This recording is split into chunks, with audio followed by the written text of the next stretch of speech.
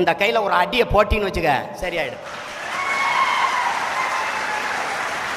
திரைத்துறையிலிருந்து யாரும் அரசியலுக்கு வரக்கூடாது என்று இங்கே யாரும் பேசல. திரைப்படத்தில் நடிப்பது மட்டுமே நாடாளுவதற்கு தகுதி இல்லை என்றுதான் இந்த விவாதம் நடக்குது. இங்கே ஆகப்பெரும் தியாகிகள் தன் வாழ்க்கையே இந்த மண்ணுக்கு மக்களுக்குமாக தொலைத்த எண்ணற்ற பெருமக்கள் இந்த மண்ணில் இருக்கான்.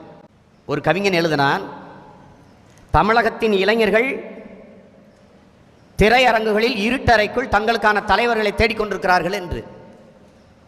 அது இன்று வரை தொடர்கிறதான் பெருத்த அவலம்.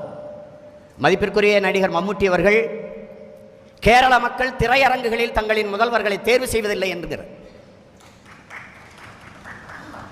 இது மிகுந்த வலியை தருது. இந்தியாவில் எல்லா மாநிலங்களிலும் திரைப்படம் இருக்கிறது. கேரளாவில் இருக்கிறது, மேற்கு வங்கத்தில் இருக்கிறது, கர்நாடகா